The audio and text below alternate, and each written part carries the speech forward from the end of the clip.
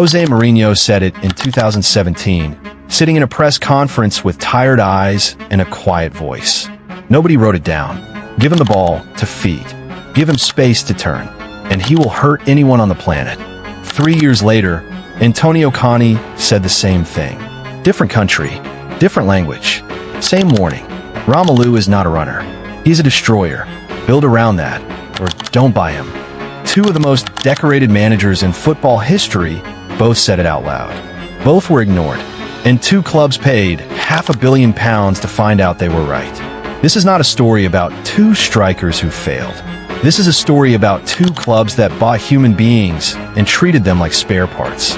And when the parts didn't fit the machine, both clubs did the same thing. They threw the parts away. Before, Romelu Lukaku was a £97.5 million transfer. He was a 9-year-old boy in Antwerp, pouring milk into his cereal and watching it turn gray because his family couldn't afford real milk. His father, a professional footballer himself, had lost his contract. The electricity was cut off. The heating stopped working in winter. At 16 years old, Romelu Lukaku signed his first professional contract. The first thing he did was pay his family's debts. That detail matters because it tells you everything about what football meant to this man. Not a game, not a career, a lifeline for himself and everyone who depended on him. By 2021, he had scored 64 goals in 2 seasons at Inter Milan under Antonio Conte, who built the entire system around one simple truth. Give Lukaku the ball to feet and give him space to turn. Inter won Serie A for the first time in 11 years. Lukaku's goals per minute that season were better than Ronaldo's. In that system, with that manager, Romelu Lukaku was the most complete number 9 in world football. September 2021, Chelsea versus Arsenal at the Emirates. Lukaku receives the ball 40 yards from goal with his back to the defender, holding off Ben White, shielding, patient, waiting, then one touch to turn. Top corner. The away interrupts. Tuchel pumps his fist on the touchline. That goal in that stadium against that opponent was the statement Chelsea thought they were making when they paid £97.5 million for him. The missing piece had arrived. For exactly 23 days, Chelsea looked like they could win everything. 23 days. That is how long the peak lasted.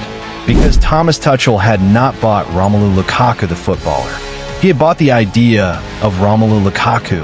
And ideas don't press from the front. Ideas don't track back 40 yards to defend corners. Ideas don't make 60 individual runs per game.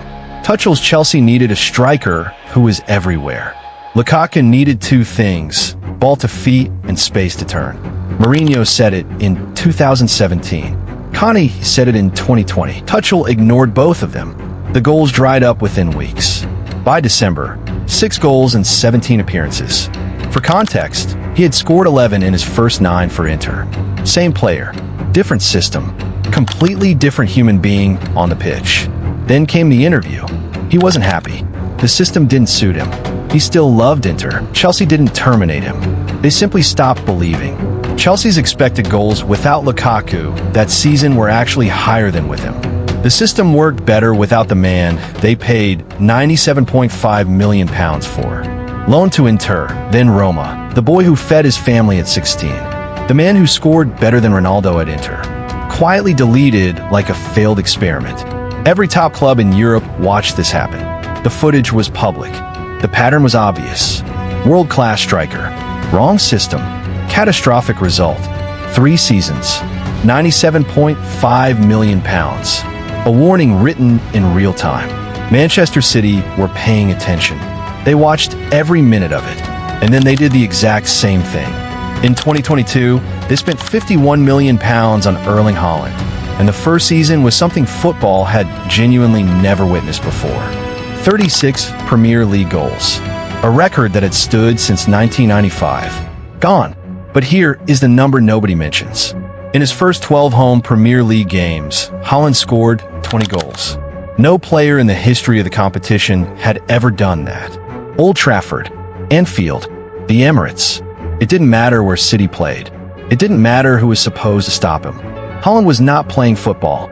He was running a calculation defenders had no answer for. Run the channel. Receive. Finish. Every single time. For one season, Haaland made the Premier League look like a training exercise. And then teams watched the footage. They found him.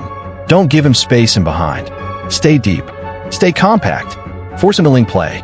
Drop deep. Combine. Press. Be everywhere at once. Haaland's touches per game in year 2 dropped by 31% compared to year 1. Not because defenders got better, because the space dried up. And without space, Haaland was a different player. Guardiola's system needed him to be everywhere. Haaland was built to be in one place. The right place. Every time, but only that place. 36 goals, then 27, then 22. City went from back-to-back champions to watching Arsenal lift the title without them. And the conversation started. Word for word, the same conversations that surrounded Lukaku at Chelsea 3 years earlier. He doesn't press enough. The system doesn't work with him. The goals are there, but the overall contribution is missing. Same words, same excuses, different city. Go back to that Mourinho press conference in 2017. Give him the ball to feed. Give him space to turn. That was not just advice about Lukaku. That was the blueprint for any striker built this way. 2 clubs had that blueprint. Neither of them used it. Lukaku did not fail Chelsea. Chelsea failed to understand what a human being needs to perform. Haaland has not failed City. City are failing to evolve around the most clinical finisher they have ever had. And somewhere, Jose Mourinho is watching. And he already told them exactly how this would end. 5 years apart, 2 strikers, 2 clubs, £500 million. And the answer was sitting in a press conference in 2017 that nobody bothered to remember. Same mistake, different club.